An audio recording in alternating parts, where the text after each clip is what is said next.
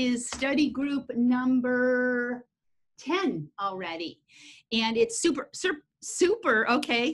serpentines. And we've got 2 articles to go over. So it's a lot. So I'm going to do my best as always. We will leave room for questions. I've been thinking of doing some other things in addition to the study group with the articles. I've been thinking of showing you some lessons with other students and some other things. So, or tackling subjects that maybe don't have an article, maybe give you a video to look at and then dissect that. Still do the articles, but other things too. So if you have anything you'd like to see, let me know. And coming up this fall, we'll do some type of membership thing where you can join up and come for pretty darn cheap. We'll talk more about that when we're done. So I'm hoping we got the articles out a little bit late. My bad. Sorry about that. And I'm wondering, without you telling me, you can nod your heads if you want, how many, when you read the articles, thought, geez, article part 2 should have been before part 1? Because part 2, I see one hand waving at least. I read them and I thought, I remember this dilemma when I wrote the articles. Why in the world did I do it that way? And I remembered because I wanted people to really know what the configuration was. And then it was difficult, and it still is a little bit. Some of the things in the training is almost troubleshooting. Not everybody would need to know those things. And I felt like if you looked at the part 2 first, you'd be going, yeah, this sounds great, but I don't even know what a serp is. Or, oh yeah, this sounds great, but I don't really understand what the dog does on a serp, so this stuff doesn't apply. That's the reason that it was a difficult decision which one to do first. So without further ado, I even have thought about presenting, knowing that most of you know what a serp is, to first today, but I'm not gonna. Oh, I love the universe. I am gonna do one first. So you should all see my, oh, I haven't done it yet. You should not see. We're gonna screen share now. And you should see the article. I did make another little diagram for you guys to talk about a few things.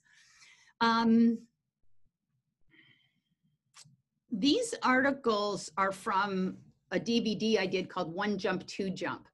And I even amazed myself at how many things could be perfected to what level on just 2 jumps. I mean, it's got lead out, it's got distance, it's got directionals, it's got every configuration. So your first question should be, how the heck can a serpentine, which is 3 obstacles, be taught on 2 jumps? And when I did One Jump, Two Jump, I thought, crap, I'm not gonna be able to do serpentines, so I'm gonna have to Mickey Mouse something. I'm gonna have to make up a way. And I did, and I loved it. And I trained serpentines with the understanding of jump 1 and 2, and then jump 2 and 3 to this day with all my dogs, all my students' dogs. This isn't a I do it different type. I love it. I can't imagine doing it any other way. So if you want to learn how to do more things with 2 jumps, that DVD, there used to be a workbook that I need to figure out how to get going again. So the first thing I want to talk about is this terminology issue that I think is just kind of confusing. Serpentine is a configuration of 3 obstacles. You go out over 1 obstacle, you come in towards yourself over the next obstacle, and you go out over the 3rd. So the direction of the serp, you can make the dog do that on either side of you. And we'll talk about that and you'll see it and it'll make a lot of sense. But you can also serp an individual obstacle when that obstacle isn't in the configuration of serpentine. It often is, but it isn't always. So I'm going to show you what I mean by that and get that little part out of the way. So serpentines are a configuration of obstacles. Serping is a maneuver. So you can serp a serp, and you can serp something that's not a serp. You really need to understand that. So if it doesn't make sense, read the article again, contact me, talk to a friend that knows something, not your best friend, a friend that knows something. Sorry. And make sure that you understand that. So that would be one of those, yeah, I'm pretty sure I understand that. It's like, or yeah. So be with the yeah. So on a jump, there's a takeoff side and the landing side. I talk about that all the time. So the dog is coming this direction. Serp, you, in my mind, you are officially serping when you, so my cursor is the person, the dog is taking the jump in this direction, the person has the dog on their right, and they're coming across the front of the jump to go to something over here. If you have not crossed the 50% point of the obstacle before the dog takes the jump, you haven't serped. And you're best off to be as far down as you can be. So the technical serp spot is anywhere past the half point, but never in the dog's landing zone. So when you're serping, you have to know where the dog's front feet are going to hit. And that can be a challenge. That is something to learn. My dog will land here. A real easy way to learn where a dog is going to land, guys, is to watch the dogs in class and look at each jump and guess, where's that dog going to land? This isn't common knowledge. You got to learn it. So if I'm serping the teeter, if I'm on this side of the teeter and I want to go to an obstacle on this side, sure, I could have front crossed over here or rear crossed, but maybe I'm coming from this direction, and to run around the teeter would be too much yardage for these old bones. And I want to cut across here and go to a jump over here. The only reason I would be serping is if I'm on this side and I want to be on this side. The only reason I would be serping is I have my dog on my right and I want to end up over here on that side. So if I was serping the teeter, I would be, if I started on this side of the world, I would be at least halfway across the board when the board hit the ground. Say my dog and I are on navigating the A-frame in this direction. My dog is here getting on. I would have to be way ahead. So my dog is on, this is me, my dog is on my right. I would have to be clear across that line in order to change his line, in order for him to know that the next on-course obstacle is in this quadrant. We talked about quadrants a few weeks ago. So if I'm on this side of the line, when the dog is here, we are going to collide. Or if we don't collide, there's no way he's going to turn right. He shouldn't. You don't want him to, because being on this side means that the on-course obstacle is on that side. If I was serping the poles are nice and skinny. But again, I would be on, if the dog is weaving this direction, I started with the dog on my right, I would be coming across the poles as he's finishing. Now, you guys, ideally, when the dog's nose is in 5, I would be way the heck over here. That's an ideal serp position. So when I'm telling you across the line, that is not ideal. That is official. That is definition of, that is barely making it. That is not the goal. It's the bare minimum. If I'm serping, I want to be as far away as I can, but a lot of people can't do that because it means something else to the dog. We'll talk about that when we get to training. Same thing with the dog walk. If I'm serping the dog walk, if we're coming this way and I'm on this side, I would have to be at least halfway across when the dog finishes. If I'm serping the other side, I would have to be at least halfway on the other side before the dog finishes. Same for the broad jump. I would have to be if the dog is coming in this direction, I would have to be at least on this side That's bare minimum, not ideal when the dog is approaching the jump. If the dog is taking the jump and I'm just here, you can see that that is, no, that is, so that's the problem. Because you got to plan way ahead. Because if you're going to be here when your dog is here, you got to plan that. You can't just go, oh, I'm neck and neck with my dog, I think I'll boom, because somebody's going to get hurt. And it's probably going to be you unless you've got a Chihuahua. And then you better have some insurance on that little guy. So serping takes planning, and it also takes some training. So that is, but you can just remember that chopping the obstacle in half like that. Yeah, we'll save those changes. So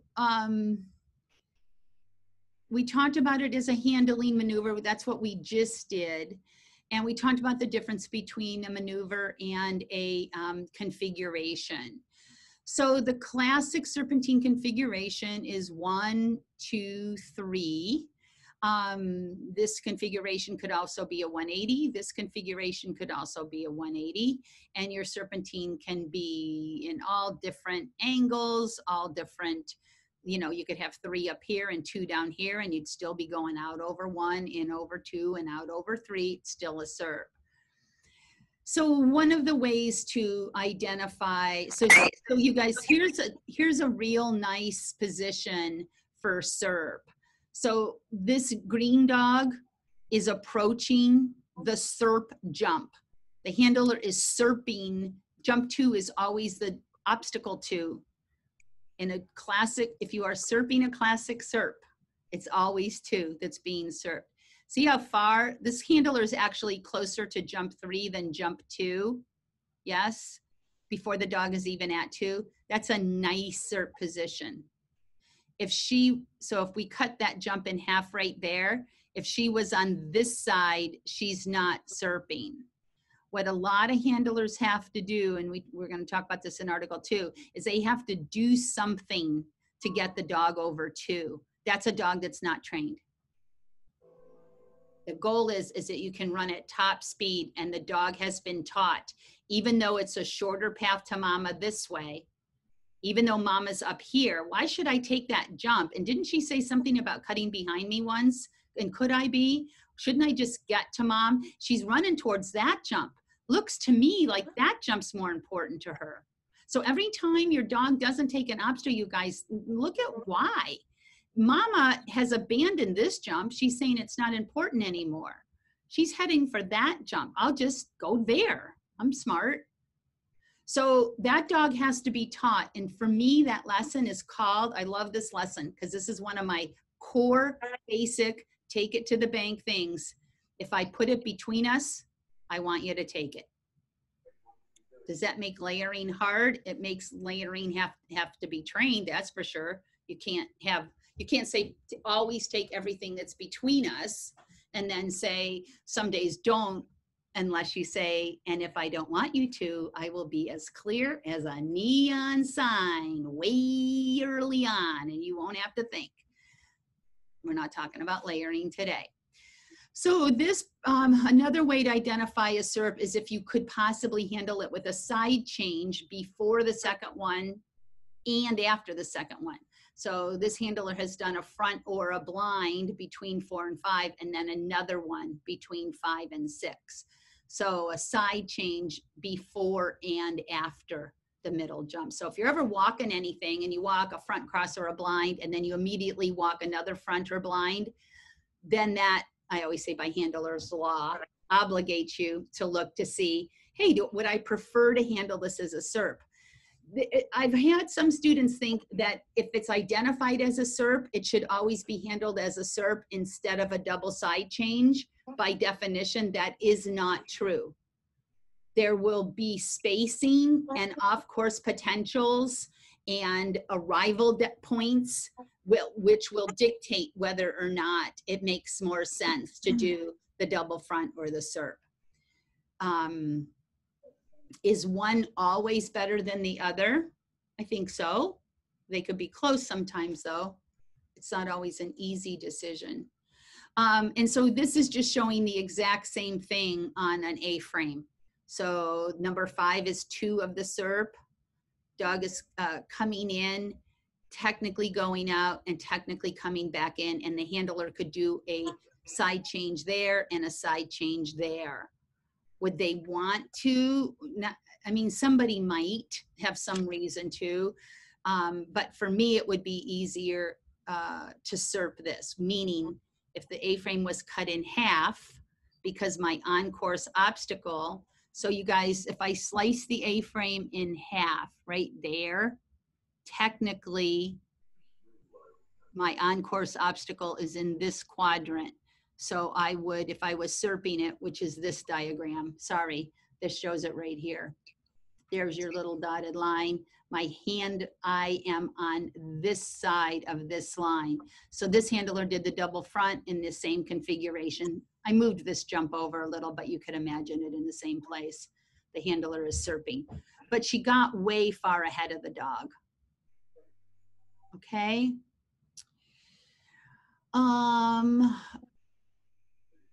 The big enchilada question is, please decide if you, this should not be, when I'm teaching a seminar and somebody says, and I say, do you bring up your offside hand to handle a serp?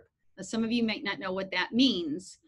If you haven't trained a serp yet, you won't probably know what that means. But if you're handling serps, your serpentine cue, come in and take the thing, it should be consistent, whether you bring up your offside hand, whether you don't, whether you drop your shoulder back.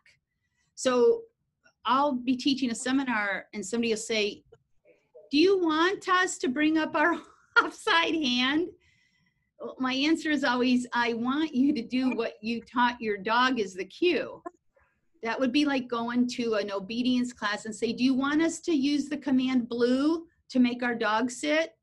If I said, I want you to use the command blue to make your dog sit, you would say, I can't do that. My dog wouldn't understand it. His command is sit for sit. So you guys, when you're handling, I want you to know what your darn cues are. I want you to say, oh, sorry, I always bring up this offside hand. Do you mind if I bring up my offside hand? So the point isn't whether the offside hand is right or the shoulder drop back is right or no hand is better than both hands, blah, blah, blah. It's what you're doing, that you're doing it consistently. When in the olden days when there was just Greg Darrett or Linda Mecklenburg, Linda did not bring up the offside hand. Greg did. I trained with Greg. I learned to do that. But one day I was training with Linda and she said, just try it. And truth be told, my upper body felt the same. If I brought up my offside hand, my shoulders did that. If I dropped my backside hand behind me, my shoulders did that. So I thought, well, maybe the dogs are coming in because of the upper body rotation that's happening as a result of the other hand. Moral of the story, keep an open mind, but adopt a handling cue and then teach the dog. Don't change the cue every time the dog has a question. Can you imagine what life would be like if the answers changed every time we had the same question? Holy bejeebies, nobody would learn anything. Okay, so we talked about the classic serp. If you get anything, you guys that train with me regularly, you can just have a little shut eye here for a second, because this is something, you guys, that takes the average bear a while to get, but it's so important. And we're back to that old takeoff side of the jump, landing side of the jump, takeoff side of the jump, takeoff side of the jump. So the dog goes over 1. Now, when he comes over 2, the third jump of the serp, the takeoff side of the third jump of the serp is either on the takeoff side of 2 or it's on the landing side of 2. The takeoff side of this jump is on the landing side of this jump. So the handler should be on the landing side of 2. It's easy if you let it be. If the takeoff side of the third jump is on the takeoff side of the second jump, the handler should be on the takeoff side of jump 2 before the dog gets to the jump. So this is just like that other dilemma I told you. If you're here and you go running past this number 2 jump, heading for this number 3 jump, and your dog has just landed right here, your dog is going to say the same thing he said a minute ago. He's going to say, Mama or Papa is heading there. They want me to go there. I'm not supposed to cut behind. This seems like it's so much easier. I'm right here, Mom. I'll just go. You're going there. You're now saying this jump doesn't matter by looking and running towards that one. I'll just meet you there, Ma. Don't you normally like that? So this is how dogs get mixed up. And this is why we have to be patient. The real tip of the day, when I'm going to do a course real soon on how to become a better handler, because I've identified these key things that really are the difference. It's not how many turn cues you know, and it's not how good of a dog trainer you are. It's being able to move your feet and put your attention behind you. You guys, if you can move your feet and put your attention on your dog, if you can go one direction with your feet and stay connected to your dog via the good old-fashioned waist and neck that you got, you can make things happen, because there is a way to move past this jump and keep your eyes and your mouth and your attention and your energy on this jump, so that you're telling that dog that's right there, no, pal, I know what it looks like. Yeah, I am running over here. And that way, but I still want you to do that one. I would have my offside hand up, and I'd be looking hard at this jump like I'm going to melt it with my x-ray eyes. And I'd be telling the dog to take the jump. And that's another hour. What to say? This would be a dig for me if I'm past the jump. Jump will do in a pinch, the word jump. So I'm actively working the jump as I'm leaving. I'm not just bailing. I'm not taking my attention in my head and my arms and my feet and everything and saying this no longer matters to me. And then when my dog is here, he goes, oh, this one matters, but she's on her way to that one. What a lot of people do is they say, I learned that this was SERP position. And they invite the dog over. And to me, if I'm on this side, I'm promising that takeoff of the next obstacle is on the landing side. And I will never be here when my dog lands and then jam on that line. And it works so poorly if you do. It works very, very poorly.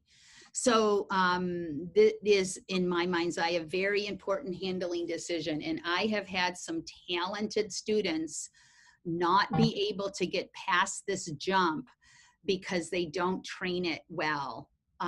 They think if they move, the dog doesn't take it. If they hold still, the dog does. If they move, the dog doesn't take it. If they hold still, the dog does. And they think that they can hold still and get that dog to think something different. And all the dog is doing is going, I got it. Only take the jump if she holds still. Never take the jump if she moves. You can't teach, I want you to do that while I'm moving by holding still.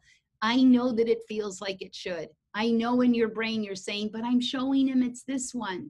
All he's learning is do it when she stood still. So I'm going to show you in Article 2 how to do that. Driving from behind. You know something, you guys, I just think the rear cross is so underrated. I love my rear crosses. I've got theories about rear crosses. We've got rear crosses coming up in 3 weeks. 7/29 will be rear crosses.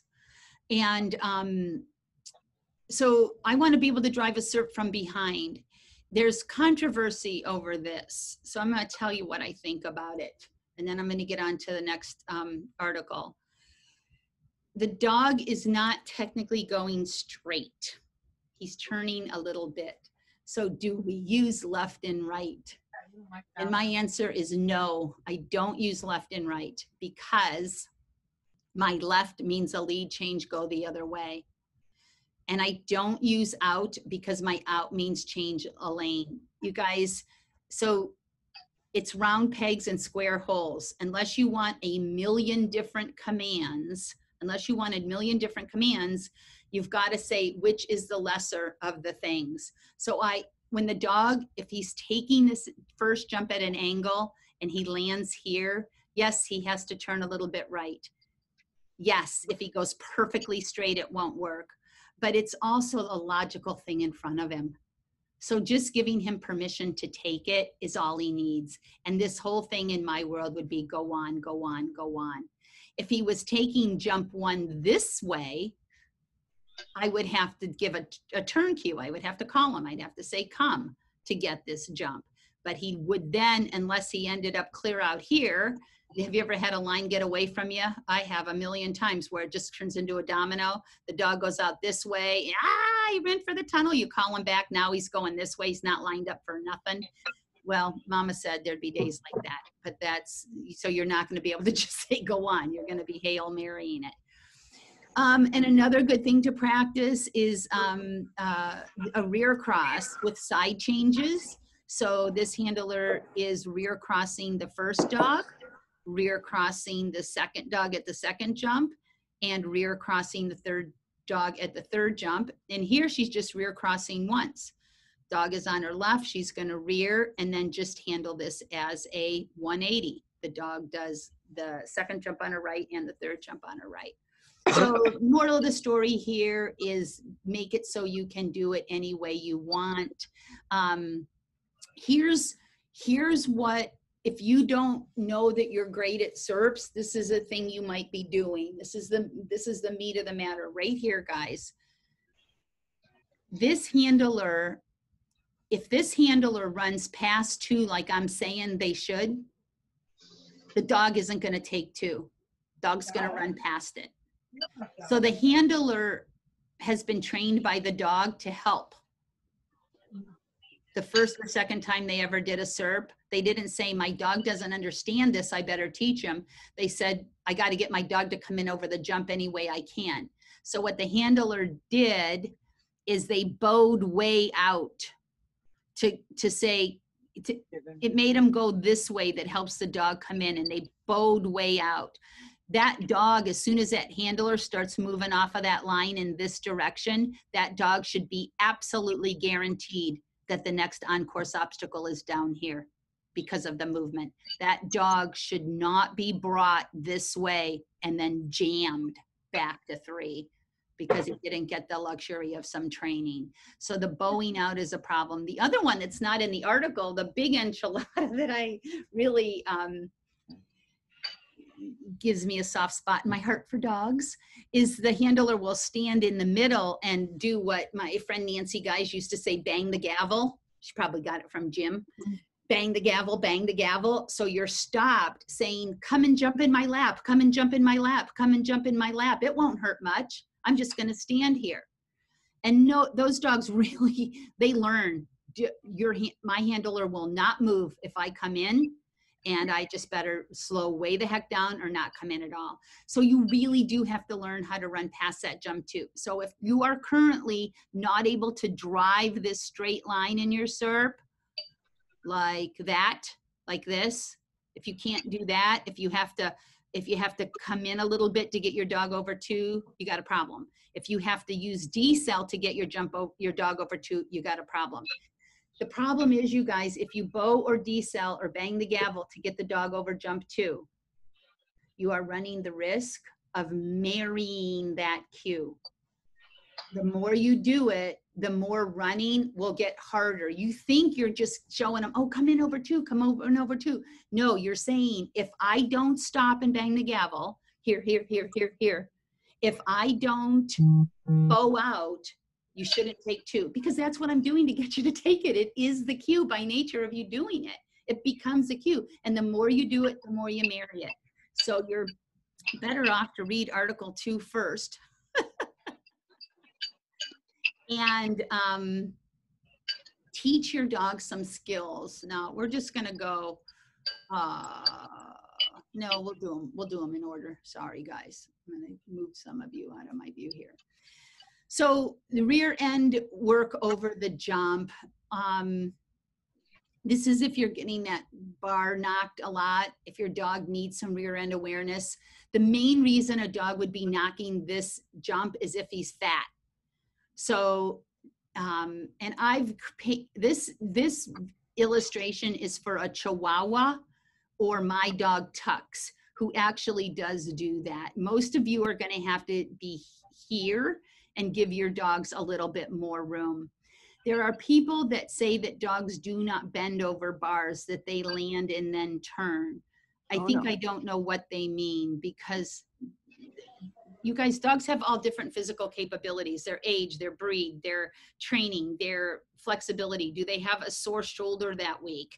I mean, it's just on and on. So you're going to give your dog a logical amount of space, but you are going to help him by increasing and decreasing the momentum. You're going to teach him that the space you've provided is the space that he gets to make that turn. And this is a nice back to kindergarten reminder if you've got a dog knocking that jump too.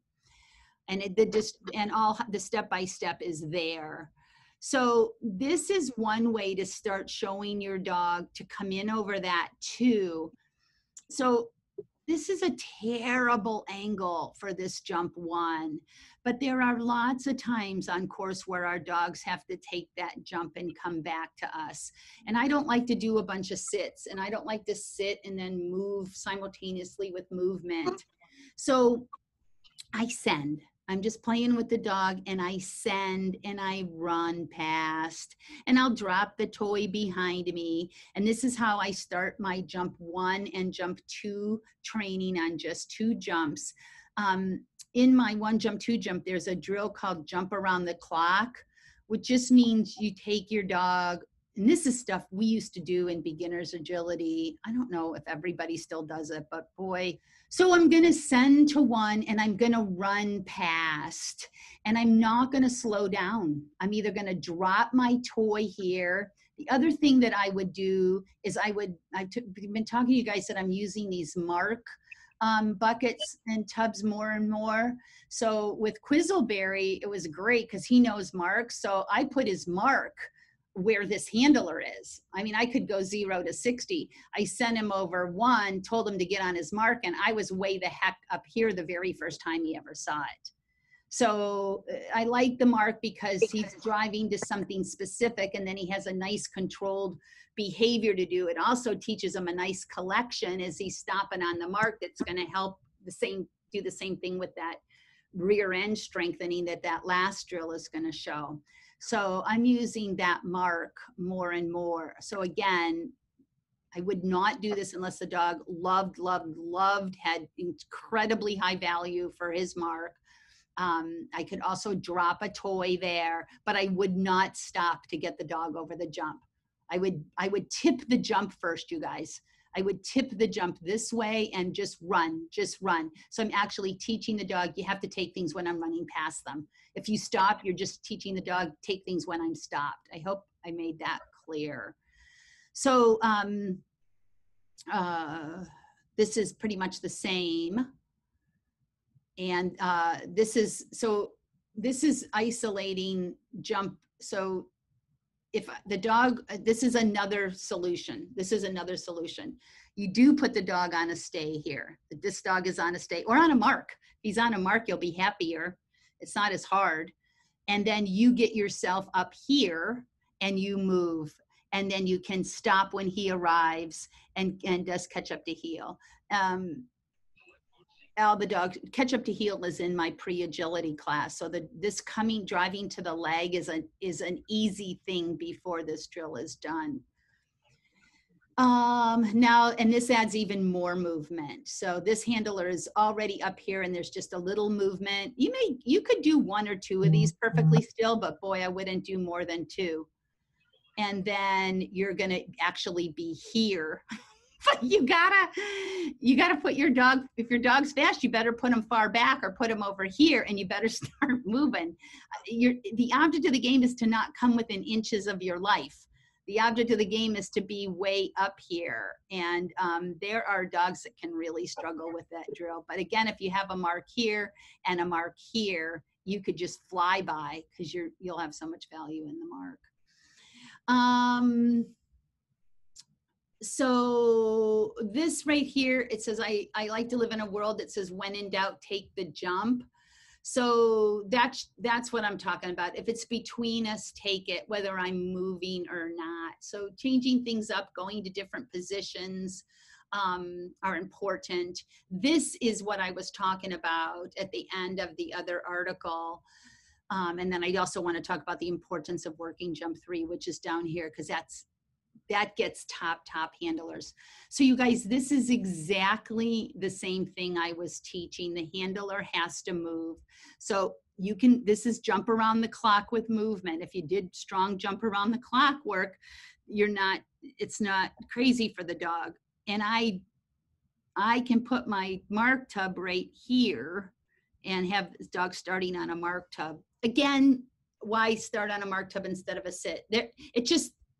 It takes an element of difficulty out of it, because the mark tub is more fun and easier because they can move around on it a little bit. It's more fun and it's more easy. That's the reason. Okay.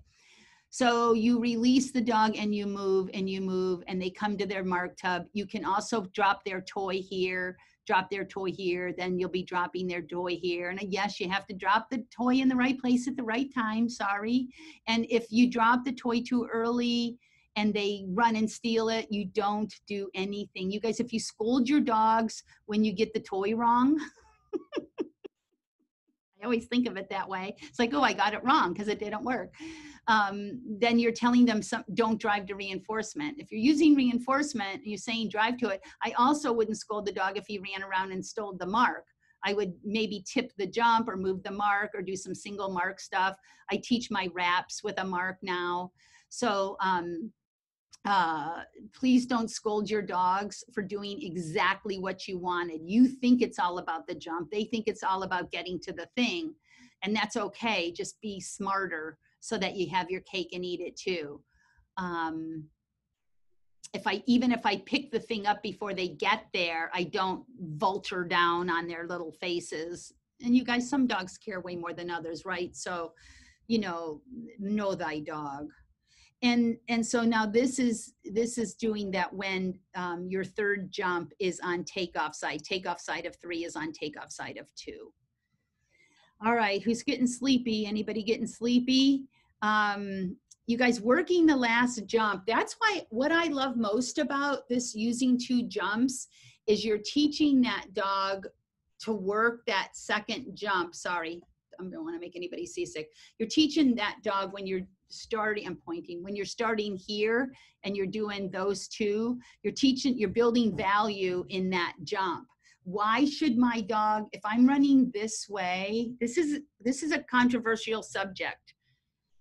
And I know people, you guys, that would say this is the problem with being good handlers. If you are really good and you set lines well, the question now is, if I don't set my line perfectly to that jump and I just run straight and my dog blows by that jump, was he right or wrong?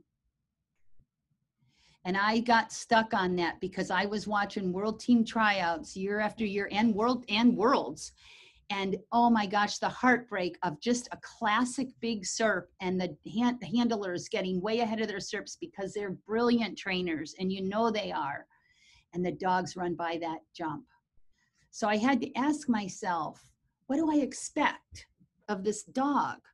Am I saying, if I've set a line, you must always notice, you must never miss it, and you must always take it, even if there is a logical thing right there? And I got myself to thinking, and I got myself mixed up, and I didn't sleep for a very long time. And then I made the decision, I will set the line to the last jump. I will take it as my responsibility. I will parallel the correct path with my onside foot. And I will also teach my dog to take the logical thing, so that when I'm not perfect, the dog will live in the world of when in doubt, take the jump.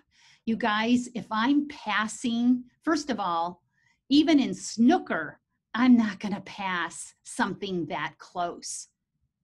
I'm not gonna. And if I did, I would be saying heel, heel, heel, close, close, close. I would be patting my leg. I would be staring into my dog's eyes, and I would be neon signing it. Do not take it. This is a heel command. Do I heel my dog super, super, super close to tunnels? You bet. For snooker, you bet. I love snooker, and this is why, because I've thought out these distinctions. So yes, I want my dogs to follow lines, but if I tell my dog, if you miss a line by my foot being this much or this much off, the only way my dog is going to be able to do that is if he slows way the hell down. Because how else would he not? I can't hold him that accountable. You know why I really can't hold him that accountable? I can't handle that good. I can't do that. I can't be that perfect on 20 obstacles. So that's where I came up to. Yes, I will try to handle to my very, very best when we're in sequence, when we're in trial. And I will also teach you that sometimes when I'm not perfect, if it's right friggin' there, take it. Okay? So this is, now you can sleep at night over this dilemma. Nobody has to stress over it anymore. Handle well, but also teach your dog to take the next logical things. So this is handling jump 1 and jump 2, which is, and then this is handling jump 2 and jump 3. So you can have the 2 jumps, and then you would put them together, 1, 2, and 3, and out you go. So, and then the how to train the driving from behind. So again, I would use a mark bucket here, and I would just back chain it. And I don't care how many times they go around. I could tip the jump a little. I could move the target over. When I wrote this, this was a toy. And, I can manipulate it. And you guys, the other thing is I don't care if the dog runs around the jump 5 times. 6, 7, I'm panicking. Don't get me wrong. But if he runs around once or twice, I'm so curious to see what they can figure out. I'm like, could you figure that out? Because it's like, even if they grab the mark, you guys, I'm so different. Me, my demeanor. And when they get it right, I'm like, yeah, whoa. And if they don't, I'm like, try that again. So my dogs know if they're on the right track by how I am. I'm their teacher. I'm exuberant when they're on the right track, and they're not in trouble, but it's like no cigar, no party. There's no party for that one. If you want a party, you're going to have to go over the jump. And then if I get into that 5, 6, he's learning to run around, then I'm going to tip the jump or move the thing, but I'm still going to get what I want. And then I'm not going to immediately add that second jump. I'm going to add some space. Then I'm going to add the second jump. And I'm just saying, go on, go on. And he'll run over there a couple of times. And maybe I'll tip this jump. I'll show you how to do that in a minute. And then I'm going to do go on, go on. Yes, I'm moving. I'm following behind, but I'm not outrunning him. I'm not trying to get ahead. I'm moseying with my impulsion forward. And then I'm going, driving all the way through. So the other ways you can do this is by tipping the jumps. It makes it way easier to have your jumps. First, they're tipped a lot, then they're tipped a little, then they're tipped a little less, and then they're straight. So you can do it however you want. I always like to see if I like shortcuts, and if I've got comprehension, my shortcut's okay. The only time my shortcut is not okay was with my dog. So if I couldn't get the dog to understand it, I'd probably start with this amount of angling. But I also don't mind if they miss. I work with some people that absolutely think that mistakes are the worst thing in the world, and if the dog goes wrong twice, they want the dog learning it, and there's no harm in that.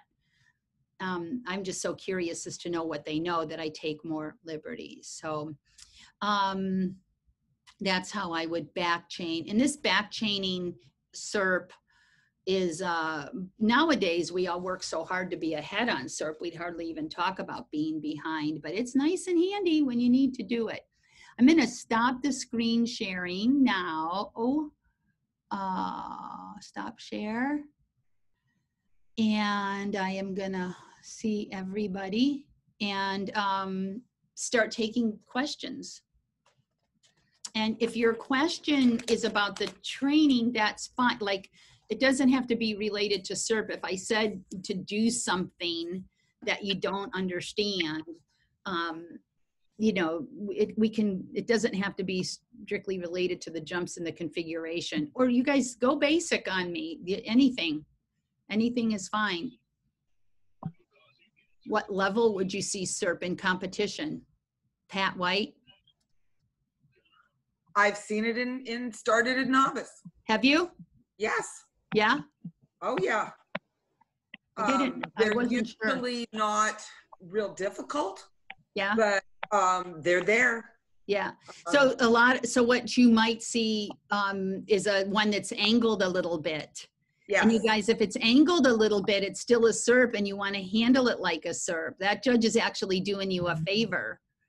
Well, and lately I've seen a lot of them. I've been building and reviewing courses, not 3 jumps, 2 jumps in something else. Yeah, 2 jumps in a tunnel, and then you got to ask yourself, yes. Oh, is this a 180? So if it's out, in, out, or in, out, in, it's a SERP where that. and say that fast. Huh? Say that fast. Just give me a minute, and I can. You know, I pride myself on those verbals. Yeah.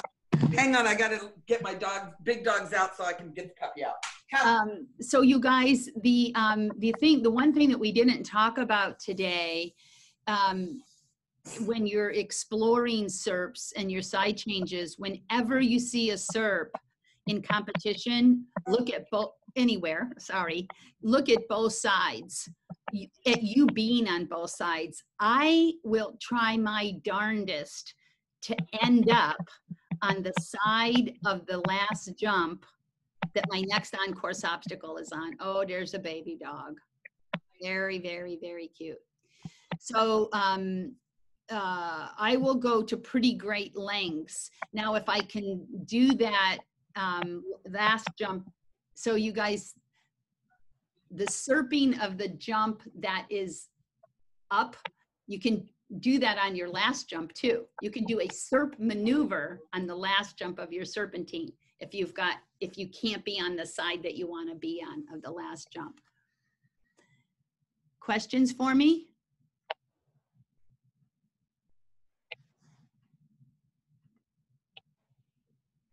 I can go to Clean Run Course Designer and show you what I meant by that. Want me to? Sure, Sandy, do that. Okay. So here's what I'm talking about. So here's my serpentine in trial. And then my next obstacle is either on takeoff side of 3 or it's on landing side of 3. So if it's this jump, I want to handle my SERP no matter where I'm coming from. I want to end up on this side. If it's this jump, I typically want to handle my SERP on this side. But say there's some hellish discrimination down here and I can send my dog in, out, and then this way. Well, this would actually be a throttle. If I was on this side, I'd have to throttle and turn him. If I was on this side and the dog is coming in this way. So I'm on this side, the dog is coming in, going out, coming in. I could get myself here and SERP that last one as long as I wanted to be on this side of that jump. I could even blind here and end up on this side. So we didn't even, we got into training and handling the basics, but I'm just wrote an article I'm writing, and this will be part of it, but in the upcoming Clean Run, I'm doing handling and configurations where I'll be showing all the different ways to handle a SERP based on whether if you want to end up here or end up there. So so if I was on this side and my dog was coming from this direction, maybe I even sent him to the back side, out, he's coming in, I'm on this side, I could do a blind cross and be on this side of the world. So you might want to renew your Clean Run subscription sooner than later, and because that's coming up. Handling and configurations is what I'm working on in the magazine right now. where it's 3 jump, 4 jump. So I'm finally doing 3 jump, 4 jump after 1, 2 jump, 2 jump. Questions?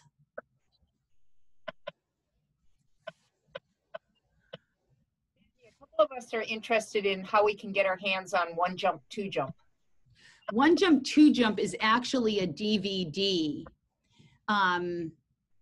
So I don't know if Clean Run ever intends to make it streamable or not, but it's through Clean Run and it's massive. It's like 6 DVDs. You'll probably have to watch it at double speed, but all of it's in categories like lead outs, 270s, 180s. It's wonderful. The only thing I do different in 1 jump, 2 jump is I show 2 ways to do a front cross, and I don't do one of those 2 ways.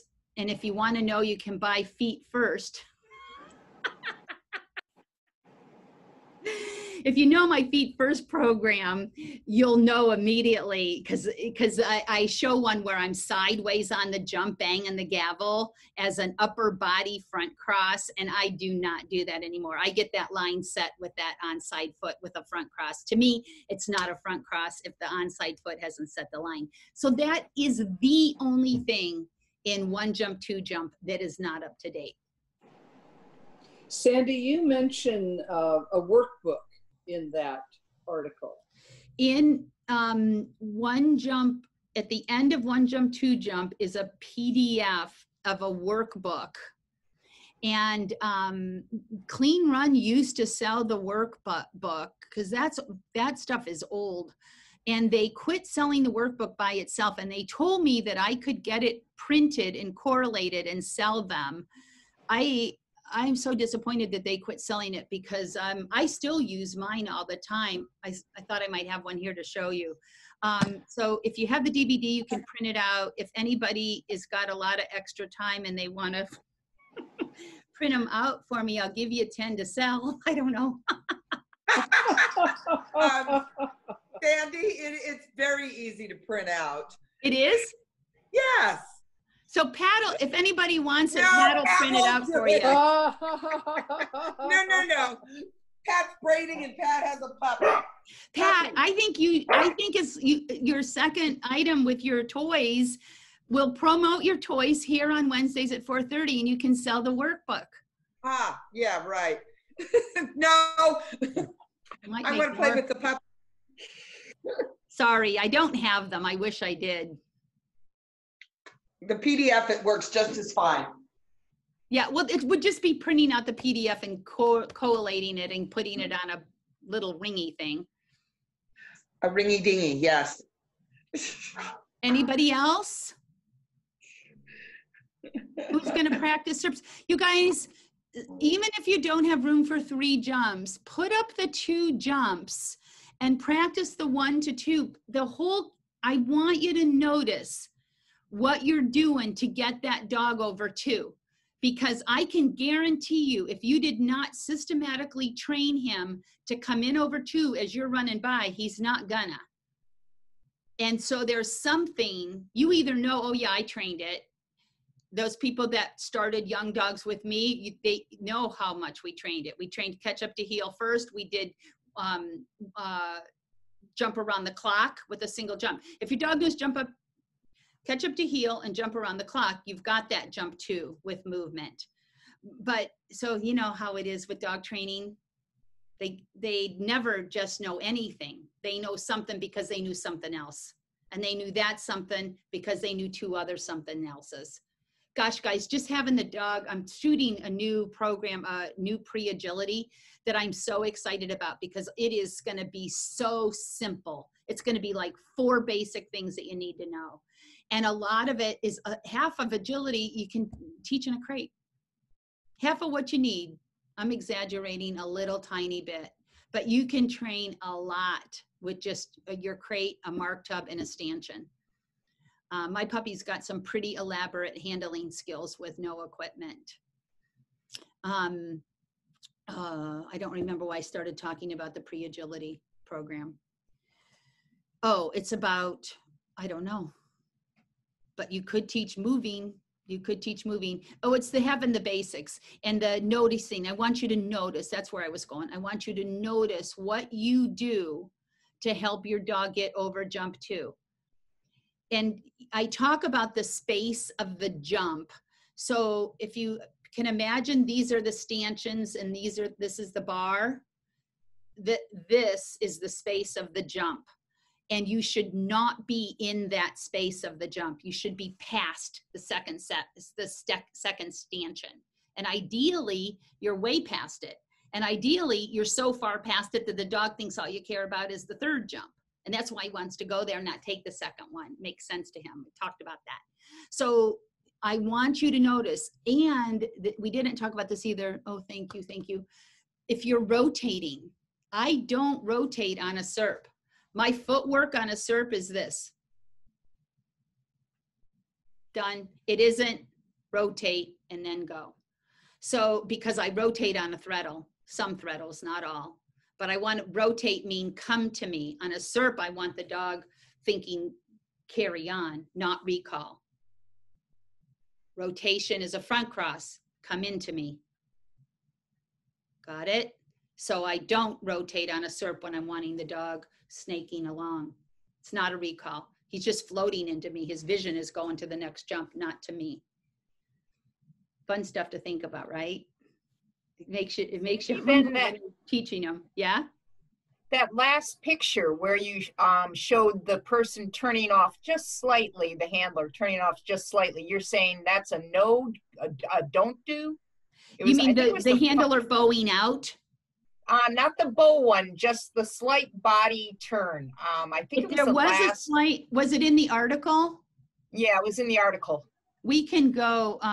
We can look at that again if everybody's. I think it was the last figure that you went over, and they're turning just slightly, not like bowing out really, but just a slight body turn. So it didn't say that was a no. That confused me just a little bit. Okay, let's look at it real quick. We'll only be 5 minutes over if we do. So let me screen share with you and we'll see. I'm guessing that's talking about figure 6, which was supporting to jump 3 is I believe what that was about. Thank you. On Article 2? Yes, I think, if I understand it correctly. Gwen. Thanks, Gwen. Yeah, I want to look at it because if the hand, sometimes figure 6.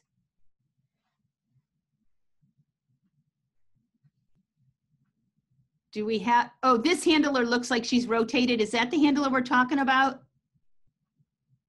Who asked the question? It was Amy that asked, and no, that's not the one. I would have to find it on my phone to be able to tell you. Well, this handler looks like she's rotating a little bit.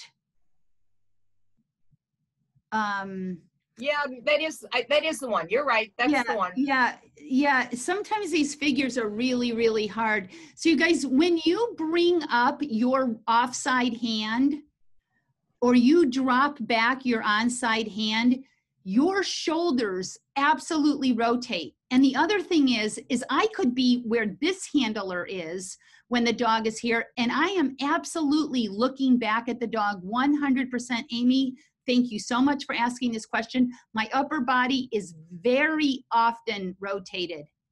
My feet do not rotate on a serp. My feet absolutely rotate. So we're talking about the difference between the waist and the feet. But yeah, when you're running, let me stop the sharing. So that slight jog in the line of the handler isn't true. It's still straight ahead. It's just when I'm serping, the more I'm ahead, can you guys see me? The more I'm doing, I do handle my serp with my offside hand because I'm cueing a turn and technically I'm now on this side. I don't have to, I can drop this hand back and my upper body's doing the same thing. So to the dog, really, I don't, as long as you're expressive, but can we do this? My feet are straight. So you guys, if I was threadling, it would be, my feet would be rotating. My shoulders and my hips would be aligned. So when I say I'm not rotating, I am rotating my upper body, but my feet are going straight. There's no foot rotation. This would be a good time for me to tell you that Feet First is happening in August through Clean Run. And there's a real good special where you get it cheap, and then I do a Zoom thing. And the Zoom thing is the day after my birthday, so you could donate more or something. I'm sorry, I'm not a salesperson. I'm sort of making fun of it. Andy, can I interrupt here for a second? Yes. So I think Amy's question hasn't really been answered. I think it was Amy who asked it, sorry. I think what she was, because we were talking about with that same figure on figure B, how Yes. the handler scoots in just a little bit to jump 3 to support jump 3, as opposed to staying on just a truly straight line. I think that's where a little bit of the confusion comes into. Is that This handler is not on the same line as this handler? The difference between the truly straight line in figure A of that and the slightly curved line of figure B. I think that's what her question is about, I think. Amy, does Gwen have it right, or were we talking about rotating in order to get the dog to come over too? Well, I think in B, the blue arrow does curve just a tad. So you're talking about that this handler is here and he's moved closer to the jump. Yes. Is that a no or is that an okay? This is an okay. The handler's foot is setting the line to the jump. That is correct line setting. This handler's foot has never set the line to the jump. And that's why some of these dogs at these upper levels will miss that jump.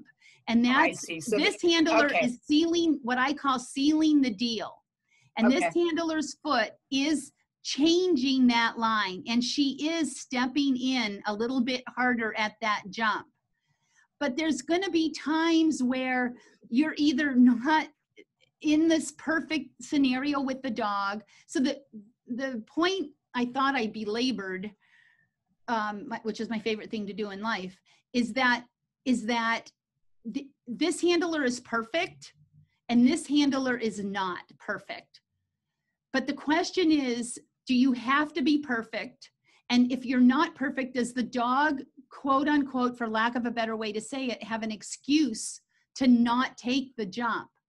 And that's why I said, if I make my dog accountable for the difference between this toe being here and the toe being here, my dog will have to slow way down to rise to that level of perfection. And I can't be that perfect.